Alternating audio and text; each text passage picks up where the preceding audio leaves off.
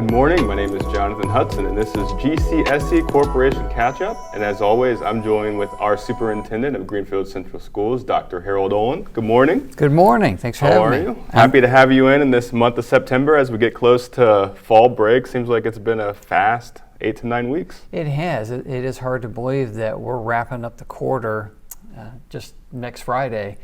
A lot has happened in the last 7.5 weeks in terms of getting into our routines, but it's been a fun quarter. Very good. So along those same lines, talking about first quarter, there's already been a lot of fall sports. Our football team's playing well. The performing arts is taking off with our band, and even Mr. Dahlstrom stepping into a new role. So what have been some of your highlights from our fall sports and just performing arts and everything going on around the district and that nature? You know, we have a number of fall athletics, but you mentioned football to start with. That is the one that draws the most people in from the community in the fall. You know, you go to our home football games, absolutely. You see that the stands are just filled with people. People love to come out and see a football game, and that has really been the case whether we have a great season or a poor season. But I am happy to report, similar to the previous 2 seasons, it's been a great start for us. You know, as one who's been in Greenfield Central for the last 25 years, and really have spent most of my life in Hancock County, it's been a long time since we've seen Greenfield Central ranked in the top 10, and we've been fortunate to be there in the last 3 seasons. And in the last polls, to see us listed as number 3 in 4A has just been a real tribute to the program and the way that things have really turned around. I give a lot of those accolades to Coach Nolting and his staff, but boy, our kids are working really hard. I mean, that's not something that just happens in the fall. Think about how often I see the kids in the weight room throughout the school year and summer, preparing from the strength side.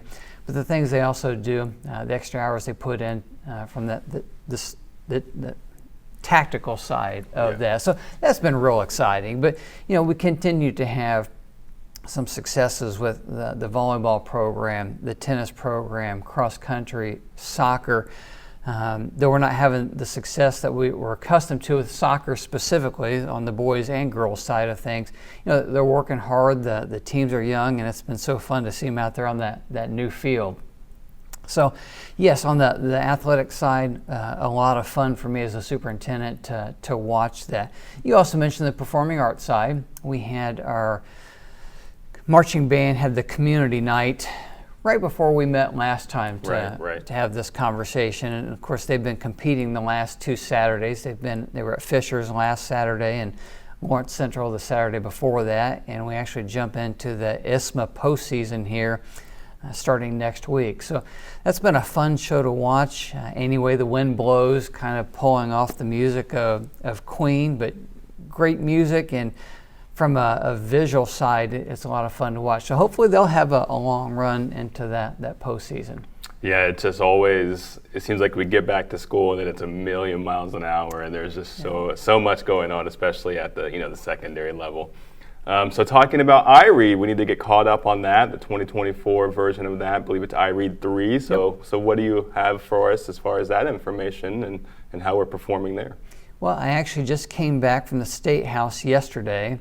Eden was one of the schools that was recognized for being above the target of 95%. They were just a little bit under 98% passing rate last year, and they had been there the year before. So to see Governor Holcomb and Dr. Jenner down there to shake some hands and just congratulate that Eden staff, that was a lot of fun. But, you know, iRead 3 is an important measure throughout the state of Indiana where every school, you're going to test your 3rd grade students to see if they have that basic level of reading proficiency. And all the research will tell you if a student is not reading proficiently by the end of 3rd grade, then it's really an uphill battle for them to be successful in school, because really K3, it's a large focus on learning how to read.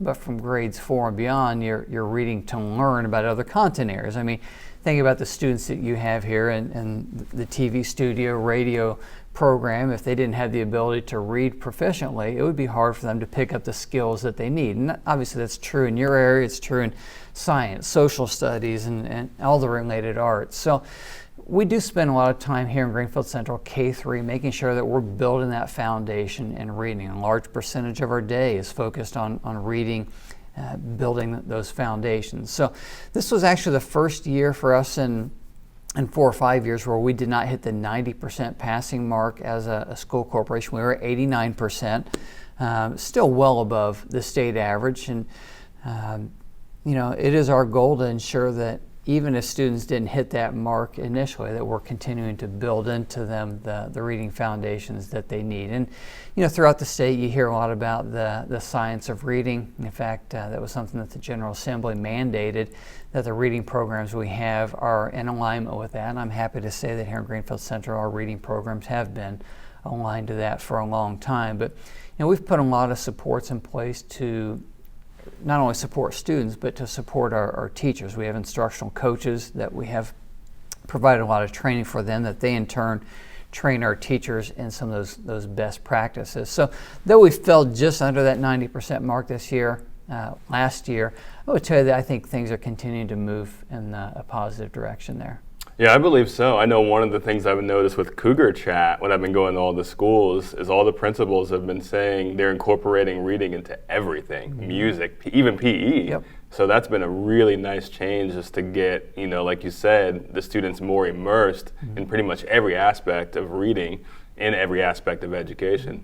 And they have found some very fun ways to make those connections for the related arts teachers, specifically music, art, and physical education. They're still getting plenty of physical exercise, but while they're doing some of that exercise, they will kind of reinforce some of the things that they're learning for foundational reading. Awesome, very good. So moving on to Rachel's Challenge, we had that here at the high school and had a lot of students take part in that. So what can you say about that? It's one of those things that for many years we've done things that are related to anti-bullying, helping kids set goals. And of our 8 schools, each principal's kind of had the autonomy to bring different groups in, where we made a decision last spring that we were going to do something that was a consistent message throughout the corporation. And Rachel's Challenge just happened to be that vehicle that we used for that. And I sat through a couple of those presentations. I was here at the high school in the auditorium. I think we had freshmen and seniors in that setting. And then the sophomore and juniors had the one right after that. I attended that and saw the response from our students here at the high school. I was also at our community night that we offered for our families, and just really resonate with that message. I thought they did a really nice job, and it's something that we will revisit throughout the year, or periodically throughout the year, just to remind students about the importance of that, and just the importance of being kind, giving students some grace, knowing that they're going to go through some difficult times. I was really happy with that messaging there. And of course, walking up by the high school office to see the banner there that hundreds of our students signed that pledge to take that challenge. Yeah, it is nice, and it's awesome that it's just across the whole district and that the messaging is there. I think that's really special, the fact that all of us are getting the same message. Well, you think about the number of our families that have students in multiple schools. So if you have an elementary student, an intermediate student, and a high school student, that family can all participate in that conversation with a similar message, whereas if all 3 schools had done something different, yes, there would have been some overlap, but it wouldn't be quite as obvious. Right, absolutely. So the next thing we're going to discuss is the Hancock County Career Center. So it's something that we've been talking about for what feels like forever, but where are we with that? Like, I know we had kind of some land that we were thinking about. I think, in PLC we obviously discussed what programs would be in there, and then what I could offer as a radio TV teacher, Mr. Kirchhoff, and really all the skills that we have lending ourselves to the Career Center when it comes.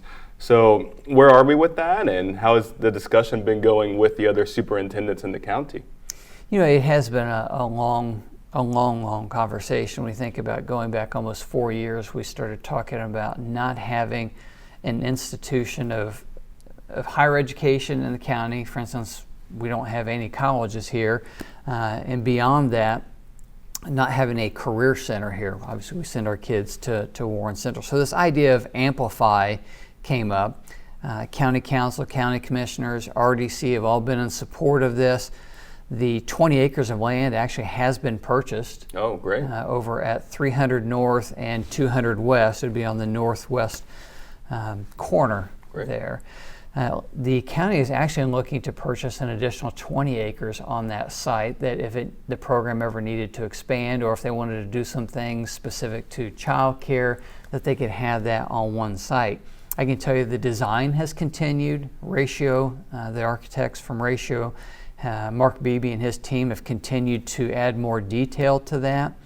And the county hired not only Mark to do that, they also hired the Veritas Group to be the owner's representative on that work. And I spent some time with the Veritas Group and Mark Beebe over the last couple of days. They were actually highlighting that at the superintendent's conference over the last couple of days, the Amplify project and the progress that is there. You know, the Veritas Group spent some time before our school board about 2 years ago, and we're going to get them back before the board in the October board meeting. So each of the 4 school corporations are working on those partner agreements with Amplify, the big name for that project. So yeah, a lot is continuing to happen there. Stan Wilkinson was hired to be that Career Center director. The county is paying for that out of some of their funding that they have here for the next couple years. So he's doing a lot of legwork in terms of finding what is it that students want to, what programs do they want, and what are employers in the community looking for, and really overlapping those. So they have identified, I think it's 11 or 12 programs that they would start in that facility. Now you mentioned TV studio here, radio studio, Nick Kirchhoff with some of the PLTW. We will continue to offer some of the CTE courses here in this facility. I hope that's good news that we want you right here in this building. Some of the things that we're sending kids to Walker Career Center for, we would like to be able to offer that a little closer. We think more of our students will participate in that if we can make that a little bit easier for kids to get to, if it's something that all Hancock County is participating in right here. So there will be some changes in geography in terms of where kids take a class. There will be some things that won't be offered at Amplify initially, that we would still provide some transportation to Walker Career Center, but eventually we would like to see a vast majority of those programs from Walker being over there. Yeah, and that's a great location. I was unaware of where that actually was. Yeah, So it's obviously nice right close, on the border of between Greenfield Central and Mount Vernon schools. If all comes to fruition the way that it's written in the timetable right now, it would be the fall of 26 that those programs would start there. And then I know it's early to kind of start talking about it, but what would staffing look like? Would the schools sort of share staff? Would someone like me go over and teach a class? Mr. Kirchhoff do the same? Someone in Mount Vernon? What's the staffing kind of it depends on the like? programming. It is certainly possible that some of our existing staff would go over there, but probably not much. I mean, the HVAC class that we offer here would be going to Amplify, and so that staff person would move over there, and that's something that the participating schools would pay toward those costs. You know, we receive some additional funding from the state for CTE courses, and depending on the high need of that is the level that those are reimbursed. But the dollars we receive currently for that, we pass that over to Walker Career Center. We pay roughly, this isn't exact right, but about $3,500 for a half day per student to go over there, which is what that CTE dollars would be currently. Rather than sending it to Walker Career Center, we would send it to Amplify. Got it. Okay, that makes a lot of sense. So wrapping up, we're almost to fall break. Do you have anything you're looking forward to over the break? Well, certainly. We participate in the Riley Parade of Flowers, which would be next Friday. Our third grade students love it. You know, that's something they hear about from their parents, grandparents, maybe great-grandparents. It's a long tradition here in this community. So we certainly hope for good weather next Friday, but you know, rain or shine, we will participate in at some level. You know, if it's a downpour, which has happened in the past, we've only had a couple representatives from each class go, but the hope is we have good weather. All third grade students participate in that. It's a great way to kind of wrap up that first quarter. High school students, our band students, have had a long tradition of participating in that, as well as they really lead that parade. So that's one of the things that I'm certainly looking forward to. I'm looking forward to more fall football and athletics. Really, we had our band concert last night, and it was the choir concert the night before that. So I think those are wrapped up for us in terms of the first semester. So I would say selfishly, I'll continue to be monitoring the progress of the auditorium. The substantial date of completion is scheduled for October 7th. Now there's a lot of work that needs to be done between now and October 7th. Fortunately, that team does have a couple weeks over fall break to continue that work, but the first auditorium seat should be installed on Monday. Oh, okay. And of course, they've got over 1,400 seats in there that they'll need to put in place, and they're still wrapping up some drywall and the stage flooring and just a lot of odds and ends that need to be done. LVT flooring on that second level, that north-south corridor there by that would be just east of the pool. They still need to polish that terrazzo. So a lot to happen between now and October 7th that I will be monitoring. But I get so excited about that because I want our kids in that area. Yeah, I mean, your kids are going to have an opportunity to do some things in that area. Jeff Dahlstrom, who's just fantastic. I know he's chomping at the bit to be in there and learn everything from lighting and sound and to work with our students so that they feel comfortable leading those things. So, that's certainly high on my list as I think about the next couple weeks. I just want to see that come to fruition. And certainly we've had a number of people get a taste of that as they've gone to our volleyball games and get to come into that new entrance and just see that grand entrance there. It is such an upgrade to what we've had for the last 55 years, and I just know that it's one that our community is going to be just ecstatic to see. Now, one last thing I want to mention while we're together here, I want to give a shout out to the city of Greenfield, Larry Breeze in particular, Mayor Titus. They just pushed forward the expenditure of putting some decorative artwork in the roundabouts north of the high school, the one by the library and the one just east of the soccer field, where they're going to put some Greenfield Central logos and artwork in both of those. So you should start to see something there here in the next probably 6 weeks as they'll get moving on that. I'm just very grateful for that partnership with Mayor Titus and Larry Breeze just being that champion for that partnership. Yeah, just from speaking with, obviously, he loves the schools. He does. He says such good things. We've gotten to interview him. So, well, I hope you have a nice fall break. And I guess I'll see you at the gala coming up. And then, obviously, the Rally Festival. Best of luck to our band performing and all the kids taking part of that and our sports teams. We hope that you guys have a great fall break. And Dr. Olin, I'll see you, I guess, next month. All right. Thank you. All right. Thank you guys for watching. This is GCSC Catchup, and we'll see you next time.